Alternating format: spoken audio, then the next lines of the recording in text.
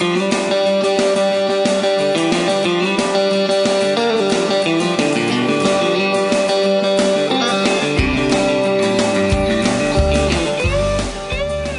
a microscopic level, they exist to kill.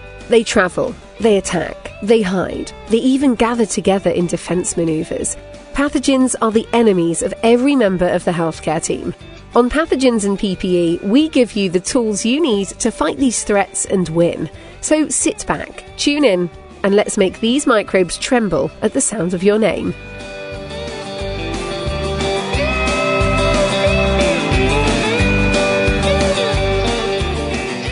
Welcome back to the Pathogens and PPE podcast. This is episode 10 about high-level disinfectants and sterilants. I'm here in the studio with Garrett Hollembeak, and I am Jill Holdsworth, Manager of Infection Prevention at Emory University Hospital Midtown in Atlanta, Georgia. Garrett, why don't you tell everybody a little bit about yourself?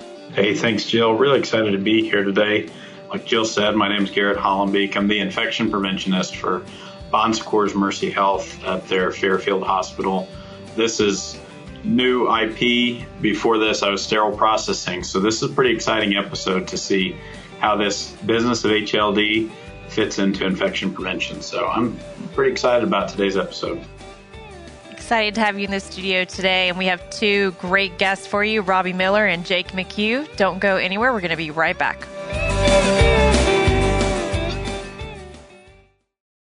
Welcome back, everybody, to the Pathogens and PPE podcast. This episode is all about high-level disinfectants and sterilants. I'm here in the studio with my co-host, Garrett, and we have two awesome guests today, Robby Miller and Jake McHugh. I'm going to ask them just to tell us a little bit about themselves before we get started. Robby, why don't we start with you? Well, thanks for having me, Jill and Garrett. It's a pleasure to be here. I'm Robby. I'm a sterile processing department manager out of Phoenix, Arizona at St. Joseph's Hospital Medical Center. I've been in the industry for a little over 20 years and leading an SPD. So again, pleasure to be here. Awesome. Great to have you. Jake, your turn. Hi, I'm Jake McHugh. I'm a process improvement auditor at Agility. I'm here based in the northeastern part of Florida, but I'll travel wherever they send me. I've been in the industry for over 15 years, not as much as you, Robby, but I'm getting there. Great to have you both. All right, let's go ahead and get started with kind of a softball question here, but a really basic one for this episode. Why don't we start with just kind of understanding the differences between high-level disinfection and sterilization. Robby, why don't you take this one and just give us kind of a high-level overview of the two?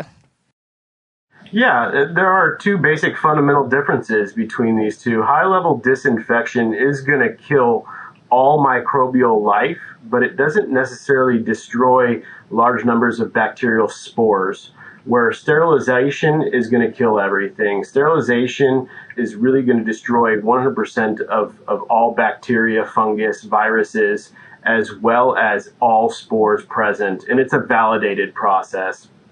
Robby, for our audience and just for me too, when you're talking about a spore, where do we see those? Why is that important? So spores are tiny little microscopic organisms that when subjected to the right conditions can actually wake up essentially and create life. They can survive for extremely long periods of times in very harsh conditions. And so obviously when we are entering the sterile part of the body, the bloodstream, for example, and making an incision, it's important that we do destroy those spores in order to create a sterile environment to minimize the risk of infection. Whereas with high-level disinfection, we're working within a mucous membrane typically.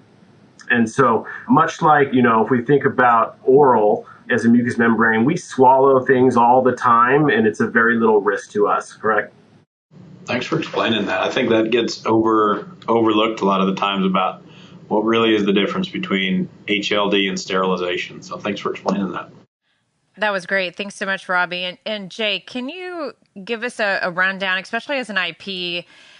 I seem to have found over my career kind of these random pockets of HLD happening all over my facility. And that's really alarming to me. So for the IPs that are listening out there, where are the different locations in the hospital where you might find HLD versus sterilization, just so that we can kind of be aware of those areas that we may need to be sure that we uncover? Well, HLD can be happening in a variety of little hidey holes throughout the hospital. As much as we want to try and consolidate it to a central location, there are areas that still get away with it if they can. GI departments are probably the largest one that you think of. Sterile processing departments, even though a lot of what they do is more geared towards sterilization, they may also do high-level disinfection processes. Clinics are probably the one place that kind of hide away. That could be a GYN clinic that takes care of their own items. There's a unique one that I had come across in some of my travels where they were actually high-level disinfecting ultrasound probes. It was a radiation ultrasound department that I had never heard of before. And lo and behold, they were doing these probes. I want to add to that, Jake, one that I ran across in my career that is kind of an interesting one was fire departments and rescue squads. You don't think about what some of these areas are doing with their laryngoscopes and how are they cleaning them. And it's kind of one of those mysteries you never really knew about, I guess, that you wanted to know. But now that I'm saying it, you're probably thinking, I wonder how they are high-level disinfecting their probes. So that's one of those kind of hidey holes of the world, I guess, from using your own words. But it's a group that I've worked with a lot in my career as an EMT as well. And just making sure that if you're not using disposable equipment or you have to do something that's high-level disinfected, what are you using? Are you using it correctly? So if anybody's listening out there that's from fire or EMS, that's something that's really important that it's done correctly. And usually you don't have an IP lurking around, making sure that those IFUs are followed. So making sure that you have your infection control officers following up on those kinds of things. That's a great point. And I know some of them might even use sterile sheaths thinking that that's enough when it really still has to be high-level disinfected or even sterilized before it's used. And one area that I didn't even think of when I was talking about it is some CT clinics will do their own TEE probes. And I've seen a lot of places where those can not only be done slightly off the written documentation, but also not in the greatest of environments where they have these little reprocessing areas set up. I think both of you raised some great points there to be mindful of, especially in those intubation products. Another very, very common area is anywhere that we're doing women's care. Vaginal speculums, vaginal probing, that kind of thing, to really be mindful that we are watching out for those particular areas and making sure they're being compliant with their processes. And then speech pathology, they often do what we call FEES scoping, where there's flexible scopes, nasal rhinolaryngoscopes, and FEES scopes that are being used that would require high-level disinfection between each patient. Man, so it sounds like we've got in one healthcare facility or even in a row of clinics, you've got any number of places that things might get stored, they might get stashed, and we don't exactly know if they're being reprocessed correctly. So how do we fix that, essentially? Jake, you mentioned consolidation. Robby, you mentioned kind of the overview of knowing all the areas that you're supposed to be in. Yeah. I mean, one great thing that we did is that we would take tours throughout the hospital, checking down and finding out each area that was responsible for either a sterilization or high-level disinfection process, and then making sure that they had the right tools, the right processes, the right environment, and coming back around every so often to make sure everything was up to par. You know, I think that's truly a great practice, Jake. One thing that I see a lot is the OR gets a lot of attention. And I'm sure that you both could agree, as working in sterile processing, you're right there, you're right by the OR, so it's easier to give the OR a lot more attention, a lot more education. But when you have other procedural areas, they sometimes feel left out with the education on pre-cleaning and transport. But you also have items that go to your ICUs that come from sterile processing, and you have things that come from the ED, and those areas need education from sterile processing too, but they're not usually the priority from sterile processing. And we need to make sure that there's some sort of intervention, maybe IP and SPD together doing rounds like you mentioned, Jake, so that those areas also feel included and also get the same education on pre-cleaning, transport, all of those things. And sometimes that's really hard to do with how much time one has in the day. Absolutely. And, that just made me kind of think that talking about high-level disinfection, a lot of the mindset goes to where that process is being performed, but even areas that aren't performing high-level disinfection, but the areas that are using those devices, they need to know how to safely handle them and not automatically contaminate them when they get them back, shoving them on a shelf, taking it out of their plastic pouches and shoving it into a drawer. Yeah, so, I think in my experience, one of the strategies that I've really deployed with this is, and Jill, you hit it, nail on the head. The sterile processing folks, this is their area of expertise, need to partner with infection prevention. And then you need to pull in other stakeholders like your educators. We really, in finding how critical the HLD process is and all the regulatory compliance that's associated with it in order to keep our patients safe and the challenges that we have, the best strategy we've had is to centralize it and to actually bring it into the reprocessing unit, if at all possible, on your campus. We're experts in reprocessing. We're not experts in patient care. And having nurses or patient care staff actually performing reprocessing, it's just not their area of expertise. Not that they can't be trained. They're very intelligent people, but let's let them focus on what they do best and let us focus on what we do best. But it is a multidisciplinary team, including IP and SPD and our educators, to work with all of those parties impacted on all of the things that, Jake, you're mentioning, the cross-contamination, as well as the overall reprocessing and making sure that we're doing it properly. So, Robby, that makes me think of during one of our Joint Commission prep walkthroughs, we were in ultrasound and asked the technician working there, how are you trained on cleaning this ultrasound probe? And she said, well, I'm agency. This is my first day here. And this is the person that's responsible for cleaning this, reprocessing it, so to speak, and using it on the next patient, which to hear that just kind of gives you a little bit of heartburn. Absolutely. Competency is a fundamental part of this entire thing, right?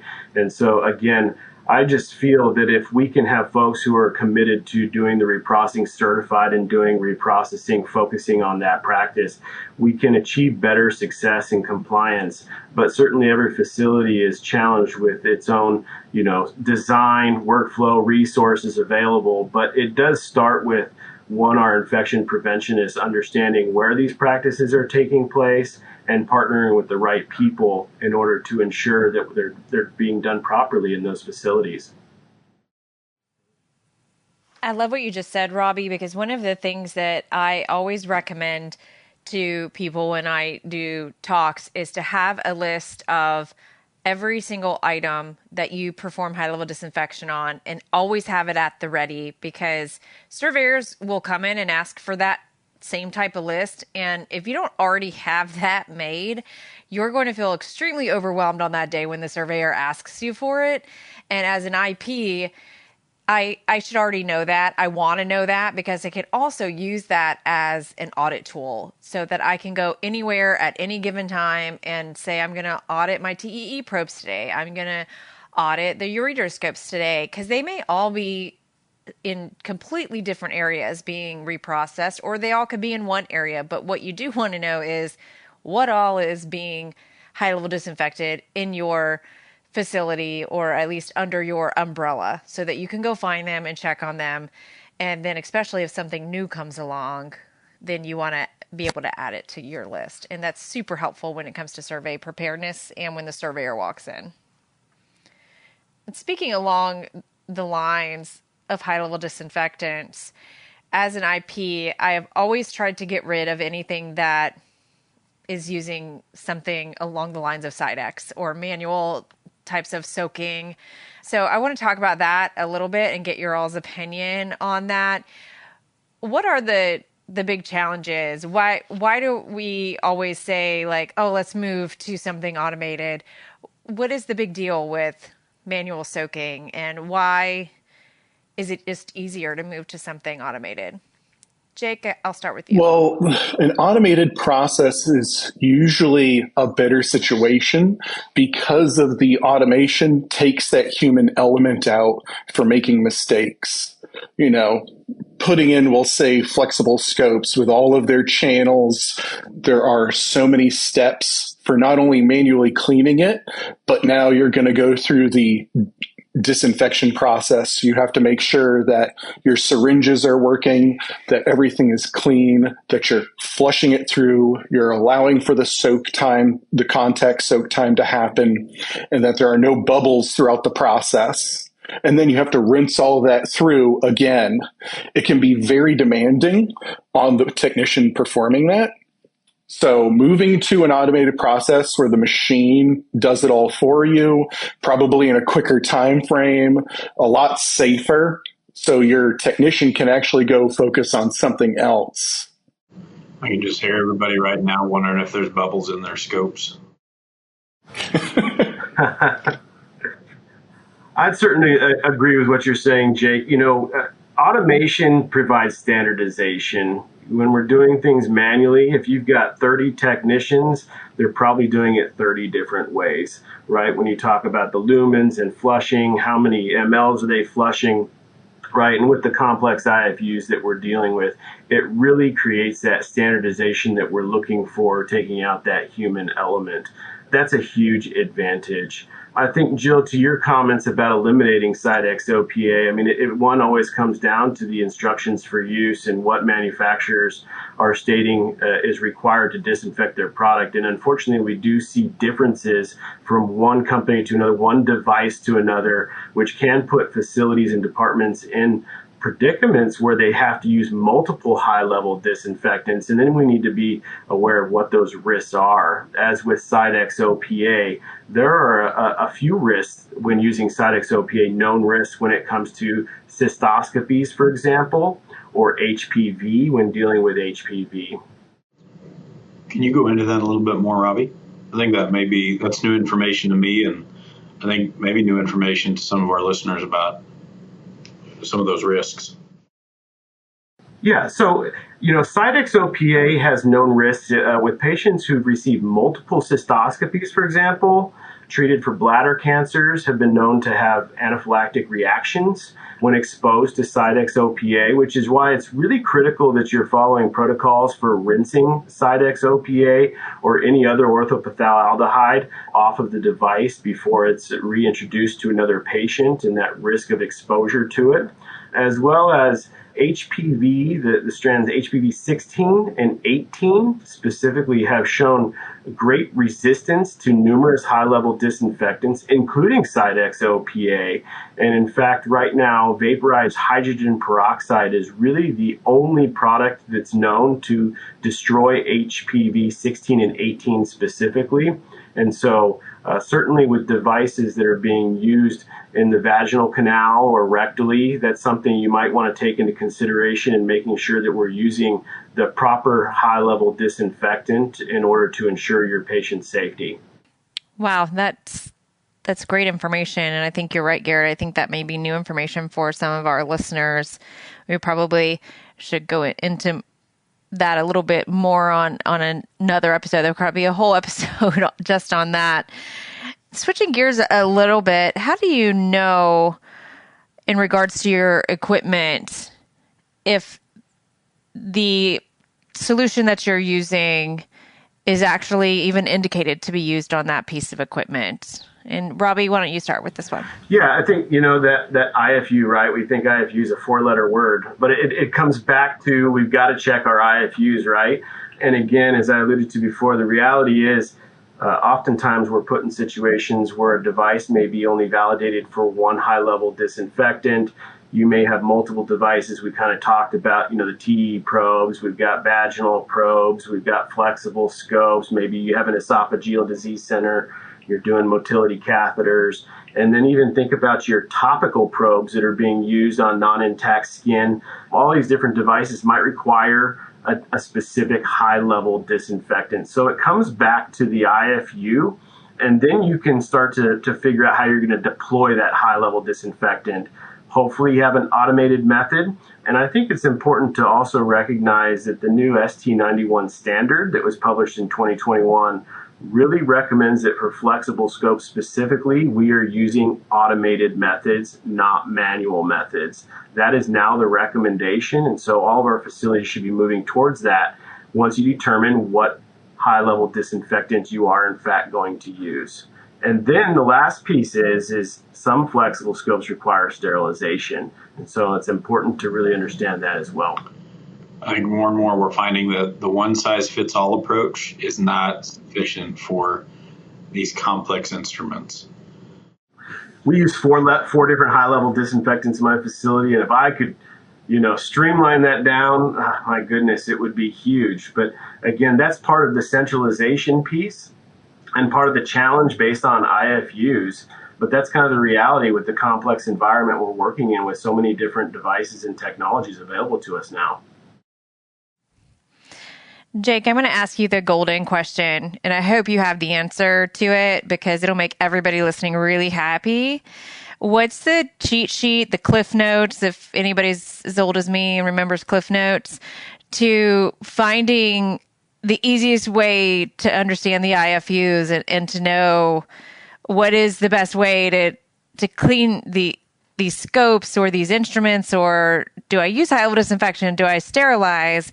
I think that's the biggest struggle everyone has these days. And I think that most people just kind of follow what everybody else is doing in the department. And if they see somebody else doing it this way, they're just going to do it too. They maybe won't verify if the IFU is what they're supposed to be doing. I mean, I wish I had a golden answer, but it really is about due diligence. You have to go through each individual device. You have to read those IFUs.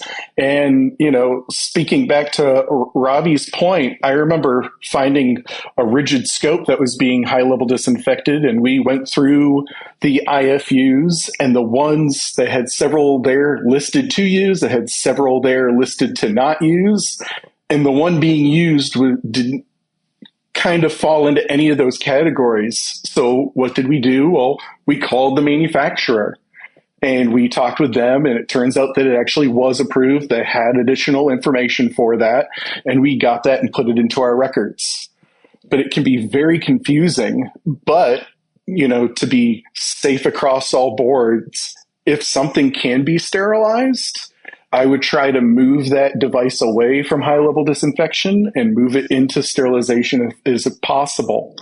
I know that can be challenging, but it is going to be safer for the patient in the long run and probably an easier process than, say, a manual high-level disinfection or even sometimes an automated high-level disinfection process.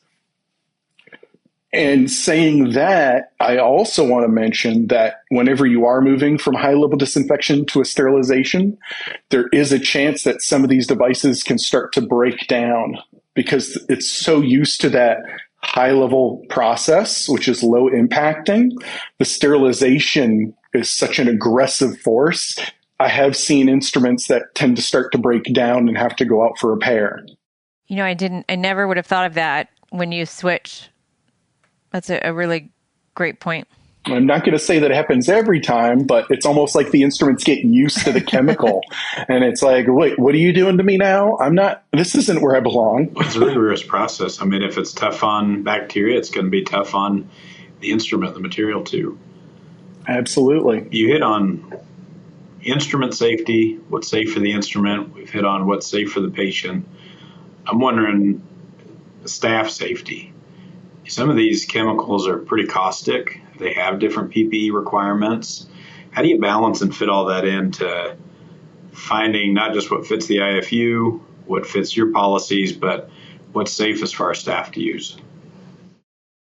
Yeah, I'll take that one. It's a great question, Garrett. I think staff safety is, one of the most critical factors that we need to take into consideration when we are reprocessing medical devices. It's not just about the patient. It's also about the staff who are handling these devices that have been exposed to patients in bodily fluids and bloodborne pathogens potentially. As we know, not every patient is healthy, right? So PPE is extremely important, and it starts with teaching staff how to wear PPE, how to don and doff their PPE appropriately. I always tell staff, PPE in practice will keep you safe when you're working in this environment. If you wear it properly, and you're cautious about what you're doing, where you're putting your hands, that kind of thing, you're going to keep yourself safe. But then we are working with chemicals that are designed to destroy life, right? That's what high-level disinfectants and sterilants do. They destroy microorganisms. So it is about ensuring staff safety through potentially monitoring the air when we're working with chemistries, whether they're high-level disinfectants or low-temperature sterilants like ethylene oxide or vaporized hydrogen peroxide, which many of us are using in our facility in some capacity. And we can do that with badge monitoring. We can do it with area monitors, that type of thing. But having a plan in place to actually do area monitoring with those chemicals, I think is important to, let your staff know that you care about them and make sure that you are, in fact, keeping them safe. I love that. And we should also have a plan in case things don't go safe. What happens when that chemical spills or somebody gets splashed, and having a process in place for taking care of, the negative aspects when it does go, to the level 10. Robby, I have a follow-up question for you based on what we were talking about just a minute ago. As a leader in the department, how have you been able to work it in for staff to allow them the time to look up IFUs, or encouraging them to look up IFUs so that it's just part of their normal workflow?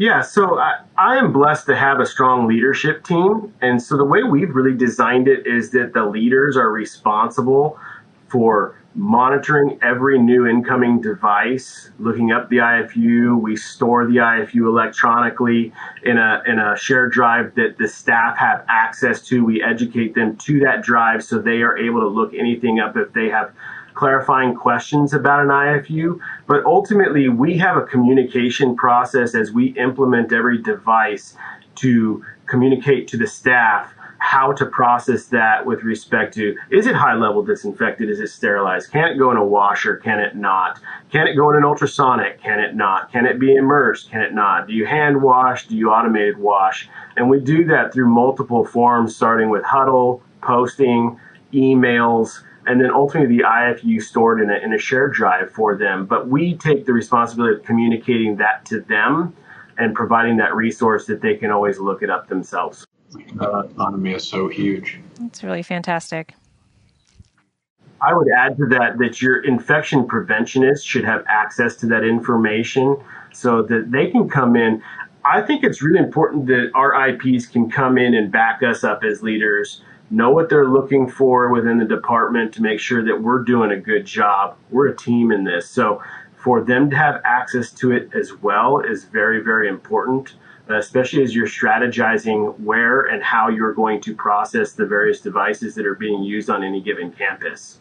Yeah, absolutely. And as an IP, I will give a cheerleading moment for if you don't spend a lot of time in SPD, this is your chance. This is your moment to go and spend time down there. If it's your first time there, that's okay. Just walk in there and tell them you want to observe, you want to learn. That's how we all learn. Nobody expects every IP to walk in as an expert in sterile processing like Garrett. It is. He's an IP now, but he was from sterile processing. But most of us had no idea what sterile processing was. So you must spend time there if you really want to understand SPD. And that is also a great way to earn some respect, make some friends, form relationships in sterile processing. So I can't say that enough, to spend time there and not make that time auditing time. Just make it time that you're learning and observing. And guys, this went so fast, but we are actually over our time for this podcast. I had so many other things that I wanted to ask and talk about. This has been so great. I think we could talk about this topic for hours. Thank you all so much for being on here. Robby, Jake, this was so great. There's so many other things I'd like to follow up on, but we are out of time for today. Thank you all for joining us, and we'll see you next time. Great job, guys. Thank you. Thank you. Well, now we got to have part 2. Well, that was a great episode. The number of topics we covered, and I think you could probably roll this into a second episode. Some of this we just scratched the surface on. Talking about, 1, what is HLD? We hear the acronym all the time. 2, how to centralize and standardize, why that matters to the patient. And then understand how to stay compliant to that instruction for use. What comes in your door? Can you disinfect it? Can you sterilize it? So, and we really hit on a broad group of topics, but every piece of it is something they can take back to their hospital today. I was really intrigued by the conversation about reviewing items that you already are doing HLD on and switching them to sterilization if possible. I really hadn't thought about actively going through that process and being very intentional about that.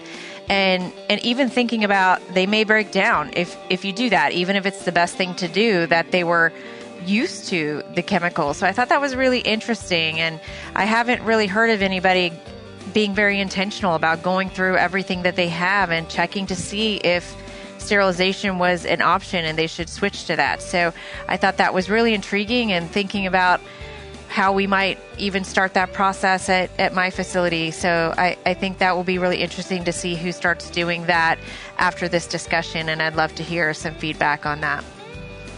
All right. Well, thank you very much. And remember, wash your hands. And keep fighting dirty. Thanks for tuning in to this exclusive podcast series on pathogens and PPE. For more information and clinical resources to help you fight dirty, make sure to follow us on social media by searching for Beyond Clean and Transmission Control.